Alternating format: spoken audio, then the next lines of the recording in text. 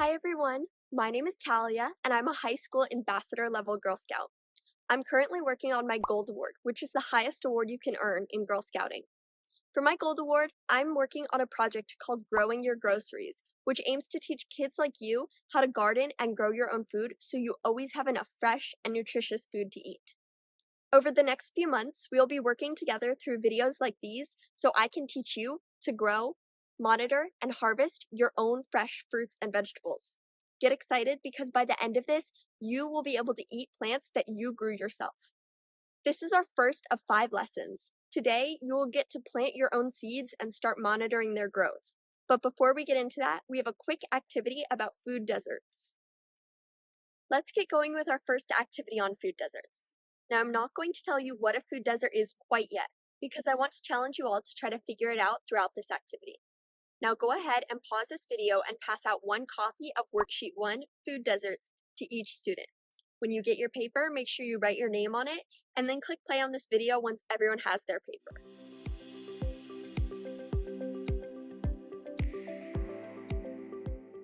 You should each have a worksheet with 2 maps in front of you. For this activity, feel free to work with a table partner or small group if you would like. Your goal is to figure out anything about food availability that you may notice on this map. Are all the restaurants clumped really close together, or are they dispersed? Are there more fast food places or more grocery stores? Anything you notice about how easy it is to access food are important details. Make sure you use the map key at the top of your worksheet to figure out what each of the icons on the maps mean. Also, use the similar and different boxes at the bottom of the worksheet to write down any notes you have about the similarities or differences between the 2 maps. I'm going to give you all 5 minutes for this activity, but teachers, if you feel your class needs more or less time for this activity, feel free to pause or fast forward through this part of the video.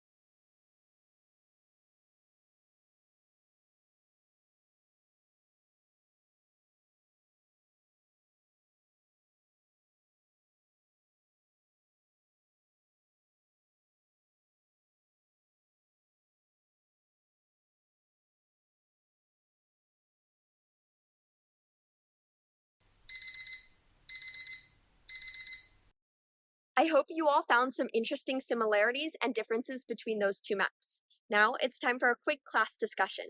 I would love for a few of you to share what your groups talked about with the class. Everyone else, make sure you're taking notes and jotting down any new ideas in those same similar and different boxes at the bottom of your worksheet. Go ahead and pause the video here, have a few students share out, and then click play again.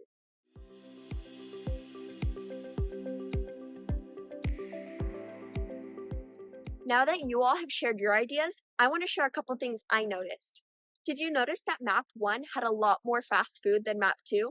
And on the other hand, Map 2 had a lot more grocery stores than Map 1. Also, did you notice that in Map 1, all the food places were clustered into one area, whereas Map 2, you could look in almost any direction and find food? Map 1 is what we call a food desert. This is a place where food is hard to come by, really hard to get to, not very affordable, or not very nutritious. Just like in Map 1, where we saw food was hard to get to because you had to travel to that one area to get food. And it wasn't super nutritious because there was a lot of fast food. People in food deserts may face what is called food insecurity, which means that you can't get enough food or enough nutrients to fuel yourself. In addition, people in food deserts may notice that when they can find fresh food, like fruits and vegetables, it's super expensive compared to the cheap fast food or packaged food items, which makes getting all the nutrients you need pretty difficult. In a minute, I want you to flip to the next page of this worksheet. You're going to see a T-chart. On one side, you're going to fill out things that you think might be difficult to find in a food desert, and on the other side, you're going to fill out a list of things you think might be easy to find in a food desert. You can use the definition of food deserts at the top of this worksheet. Again, feel free to work with a partner or small group if you would like. I'm going to set the timer for 4 minutes, but feel free to pause or fast forward if you need more or less time.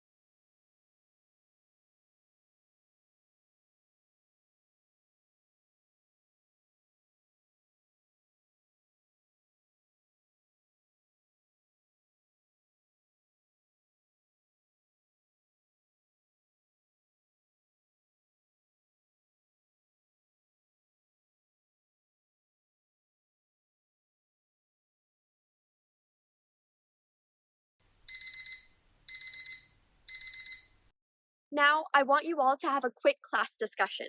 I would love to hear from a few students to share what you put on your T-chart. Remember, everyone else, be sure to add any new ideas to your T-chart as your classmates share. Go ahead and pause the video here, have that quick class discussion, and then come back and click play again.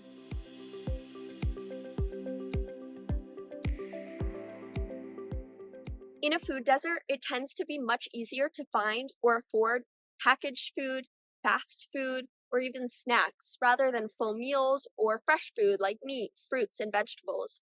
And because fruits and vegetables can be so hard to find sometimes, growing your own food is a great way to make fruits and vegetables more affordable and accessible.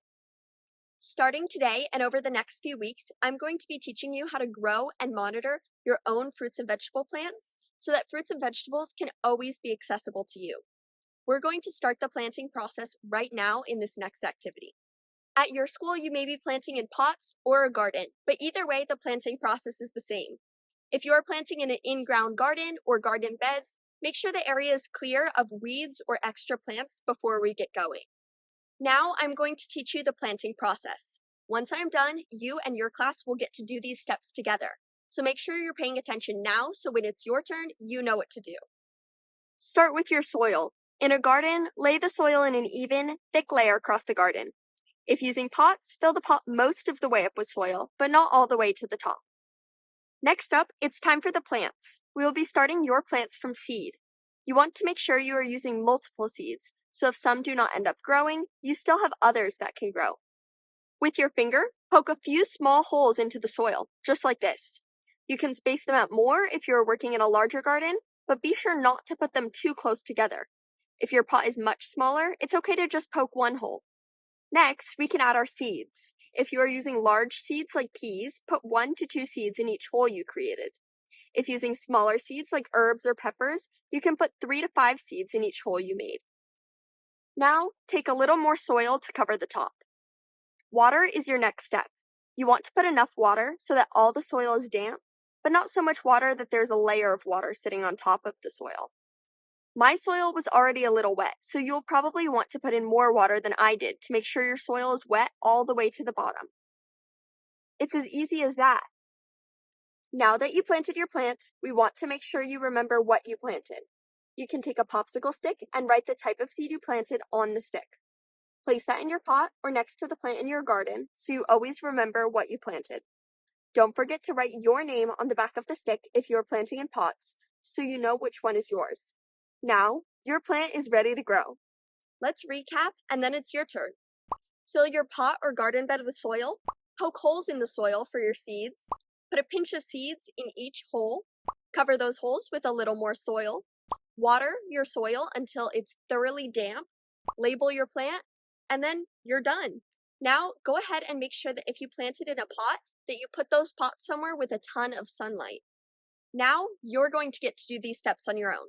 Go ahead and pause the video here, plant your plants, and come back and play this video once everyone is done.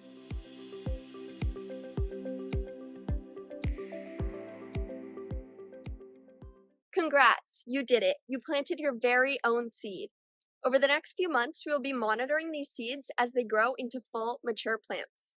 To help track their growth, we're going to be using growth journals.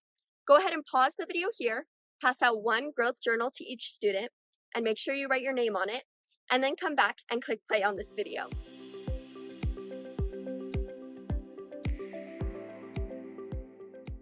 Now, I want you all to fill out that first row of your growth journal. Go ahead and write today's date and then fill out the entire first row about what your plant looks like right now.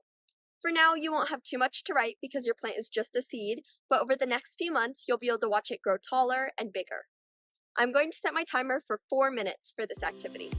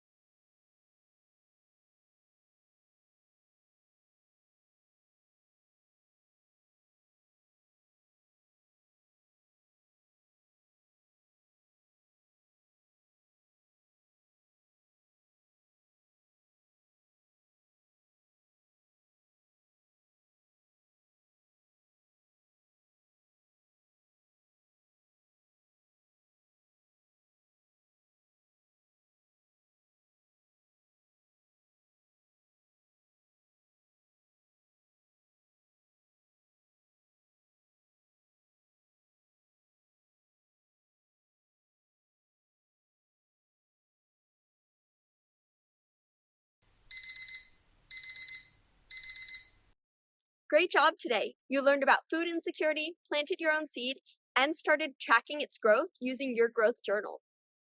Before I leave here today, I want to remind you to check on your plant every day. You won't have to fill out your growth journal until the next time we meet, but it's still important to monitor your plant. Make sure to water the soil if it looks dry, and move it to a place with more sun if it needs it. Keep up the great work! Again, remember to check on your plant every day and water it when the soil gets dry. I will see you all here on another video in a couple of weeks to learn more about how growing your own food can help fight food insecurity and to fill out row 2 of your growth journal. See you next time. Bye!